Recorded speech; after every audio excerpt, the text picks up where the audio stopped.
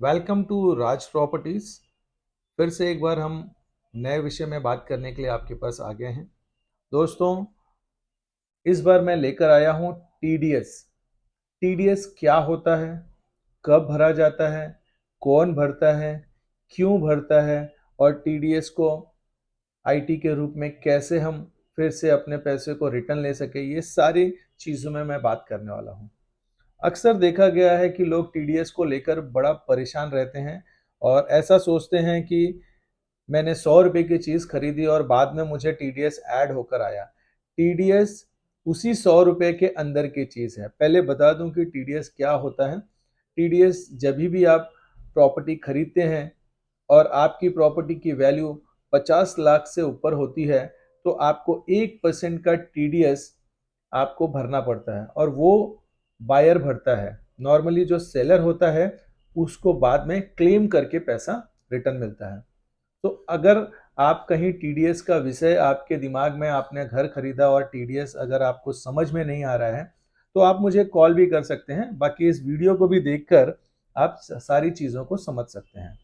अक्सर टीडीएस का सारा ब्यौरा जो भी होता है वो आपके एग्रीमेंट में प्रॉपर तरीके से लिखा होता है।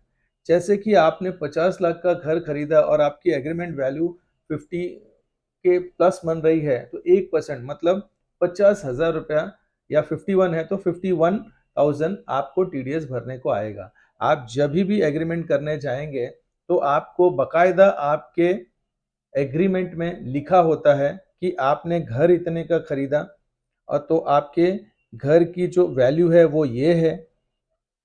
टीडीएस को अलग बाइफ्रिकेट करके बकायदा उसमें एग्रीमेंट में बताया जाता है। तो आप इससे डरिएगा नहीं। बायर से भी कहना चाहूँगा और सेलर से भी कि कहीं कहीं सेलर भी कुछ प्रॉब्लम्स में आते हैं कि मेरा पैसा कट के मिल रहा है।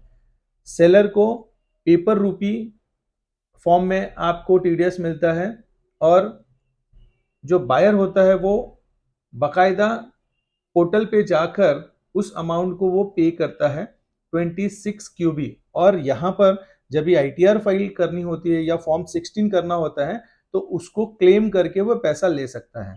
सो आई होप कि आपको मेरा ये टीडीएस का जो विषय है आपको समझ में आया होगा। और अगर नहीं समझ में आया होगा तो आप कभी भी टीडीएस को लेकर आपके मन में शंका होती है तो आप ज़रूर से ज़रूर हमें कॉल करें। और तो और अगर आप हमसे पेपर वर्क भी कराना चाहते हैं तो आप करा सकते हैं। और नॉर्मली टीडीएस दोनों में लगता है, चाहे आप रीसेल की प्रॉपर्टी लें चाहे आप नई प्रॉपर्टी लें। नॉर्मली देखा गया होगा कि जब आप बिल भी प्रोड्यूस करते हैं तो वेंडर जब आपको पेमेंट करता है तो भी टीडीएस कट करके देता है, उसको भी बाद में क्लेम करना रहता है। तो वो टीडीएस अलग होता है, उस विषय में हम फिर कभी बात करेंगे। 5%, 7%, 10% वो अलग चीज होता है।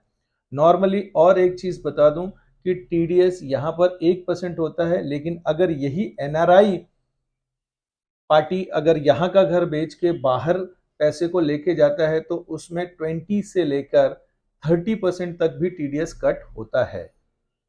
और जानकारी अगर आपको चाहिए टीडीएस के बारे में तो मुझे कॉल करें और मेरे इस वीडियो को पहले देखें ताकि कुछ जो टीडीएस को लेकर आपके दिमाग में कुछ कंफ्यूजन सा बना हुआ है वो दूर हो सके। फिर मिलूंगा एक नए वीडियो के साथ, नए जानकारी के साथ। अगर आप फ्लैट देख रहे हैं और खरीदना चाहते हैं तो भी आप राज पाठक राज प्रॉपर्टीज को फोन करें।